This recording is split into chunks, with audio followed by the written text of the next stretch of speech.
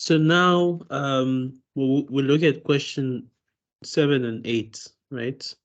So question 7 is asking us to prove that Rolle's theorem can be applied to a function f of x equal to x squared minus 5x plus 4 on the closed interval from 1 to 4, and it's also asking us to find all the values represented by C such belonging to that open interval, such that the derivative of the function at that point is equal to 0. So first, in order to apply Rolle's theorem, we can already see that f of x, we need to see if the function actually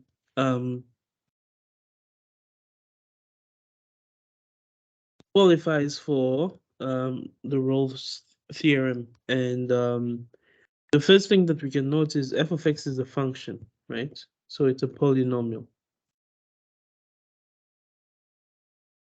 It's a polynomial, and it's continuous and differentiable at every value on the interval that is given from 1 to 4. So I will give you the opportunity to prove that. So it is continuous and differentiable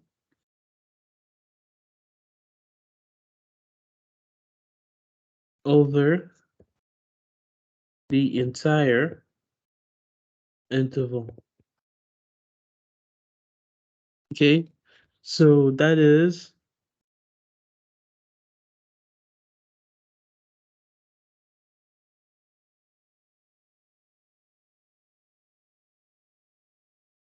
so now that's basically the first rule that is satisfied.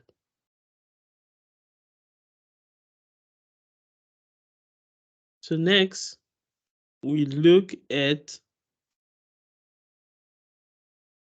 how does the function actually change in the interval. So if you take f of 1, substitute 1 into the function, what you get is 0, right? But also, if you take f of 4, you also find that the function is equal to 0. Okay. So that is the first observation. The second observation now that you can make is that the hypothesis, right? The hypothesis for Rolle's theorem is fulfilled, right? Is fulfilled. It's fulfilled on the interval from 1 to 4. And therefore, this theorem applies to the function.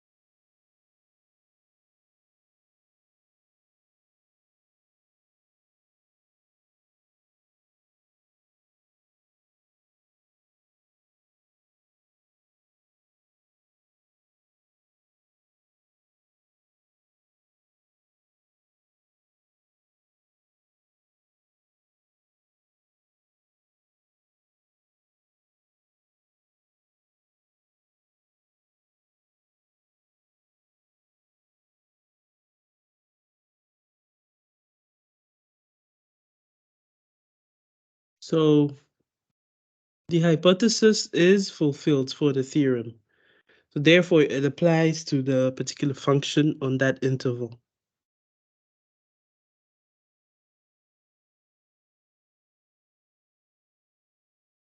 All right, so then there must exist, right, some value c belonging to the open interval from 1 to 4, right, such that f prime of c is equal to 0. So if we find what's f prime of c first, so we take the derivative of f of x and then we sub in the value the value c. So that would be 2x, which becomes 2c minus 5, which just stays as 5 plus 0, right?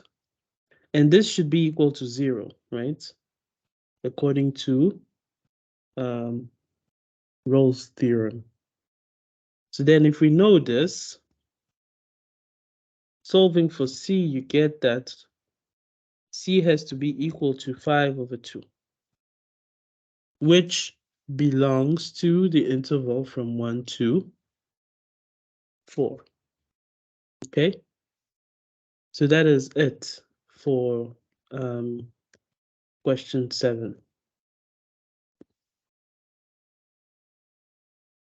Now I will let you guys attempt sub-question A and sub-question B for question 8. And you are free to like pause the video here before you look at the solutions.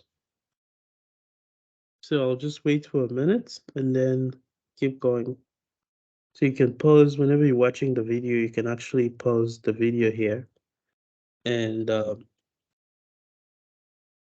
then look at the solution. So moving on, you have that the hypothesis for the mean value theorem, right? So it's asking us to state the mean value theorem and the hypothesis and the conclusion. So what's the hypothesis of the MVT? Well, it says that if you have f a continuous function on some interval from a to b,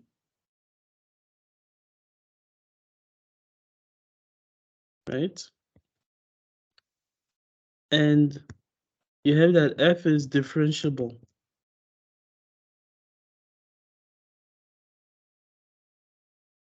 on the open interval from a to b, right? So that's the hypothesis. The conclusion is then you have that, just copy this. The conclusion tells you that you have some c belonging to the open interval from a to b such that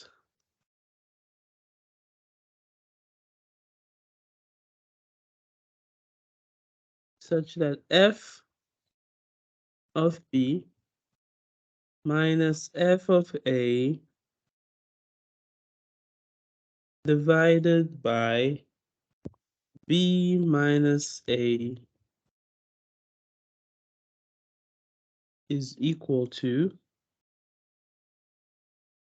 the value of the derivative of the function f at the at c. That's the hypothesis and the conclusion. Now let's use that for sub-question B.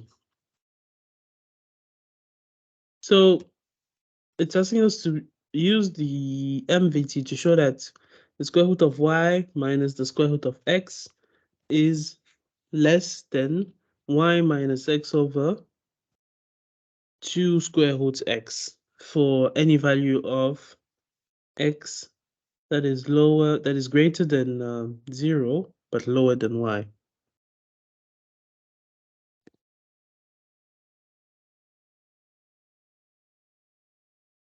So now if we let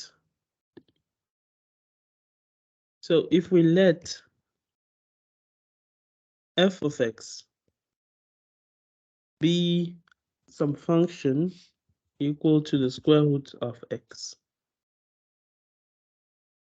that is defined on the interval from x to y.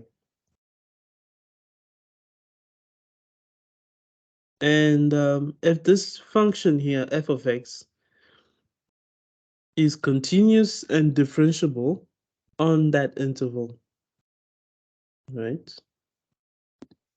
Then what do you have? By MVT,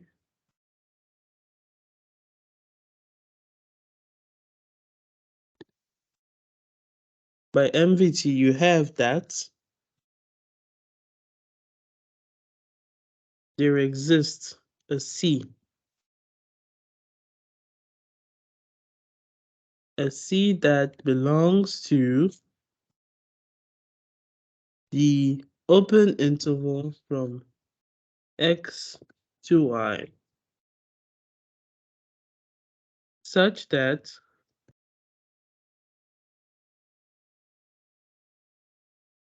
f of b, right, which is the higher limits of the interval, which is f of y minus, right?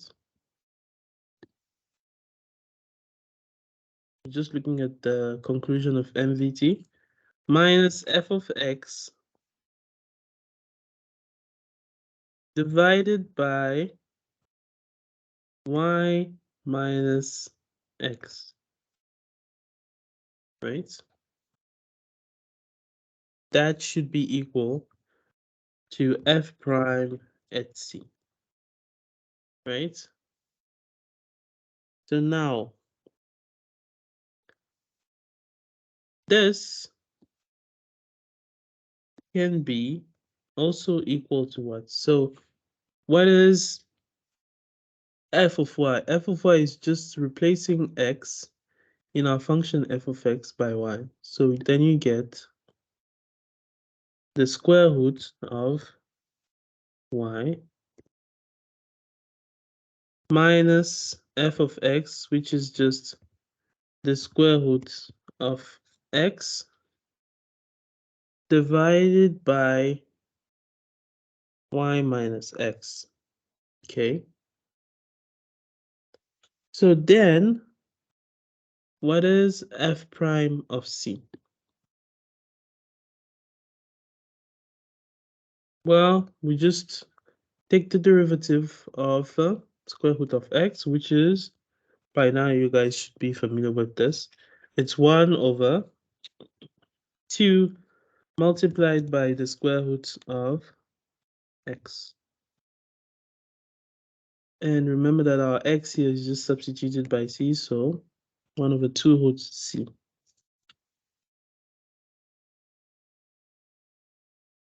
Now, we know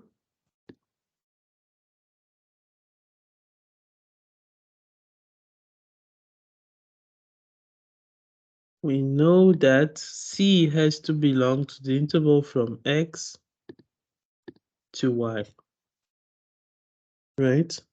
The open interval. Therefore,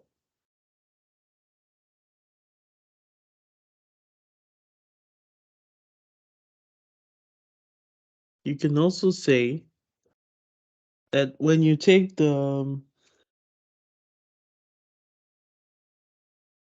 square roots on all sides, right? This is also true for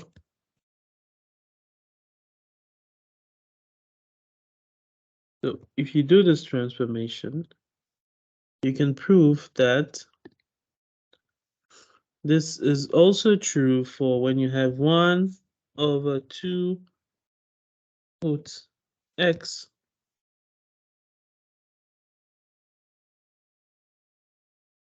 which is less than 1 over 2 root c which is less than 1 over 2 root x. Sorry, root y. And therefore, by the MVT, you can say that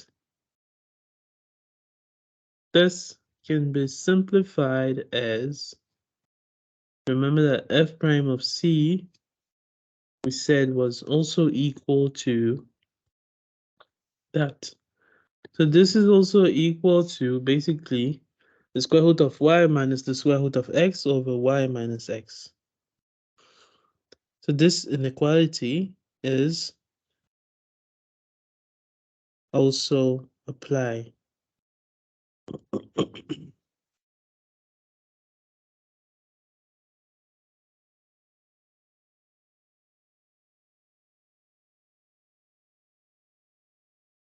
So obviously, if you consider the left-hand side of the inequality, which is what we are asked to prove, so if we only consider this side, you have that 1 over 2 root x is less than y roots y minus roots x over y minus x. And obviously, you can see that this just means that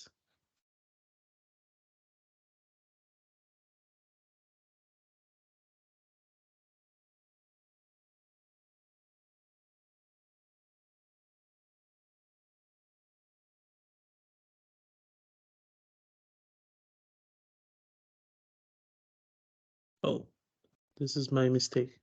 So you have that c belongs to the interval from x to y. So now when you take 1 over 2 roots of c, then the inequality is flipped. So y becomes this and x becomes that. So this is what the equality becomes, okay? So that was my mistake. You can sort of try this with constants and see if it works out.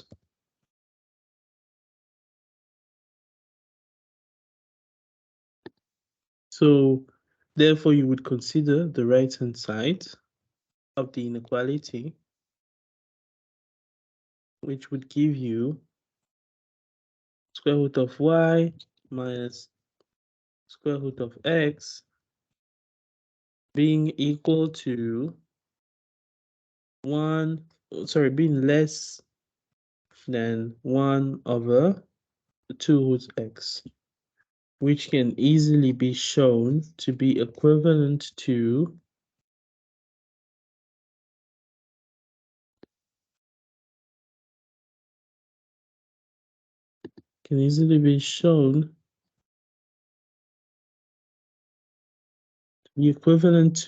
root y minus root x being less than y minus x divided by 2 root x.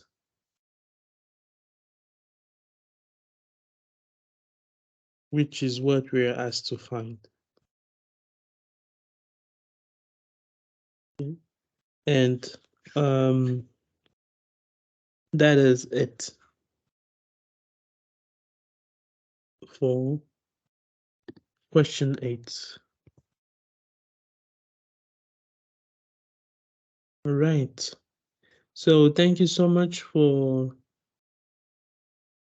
watching the video. You're free to pause at any moment along the video and just attempt the problems on your own, and then look at how it's solved. Right. So thank you for that. I'll catch you in the next one.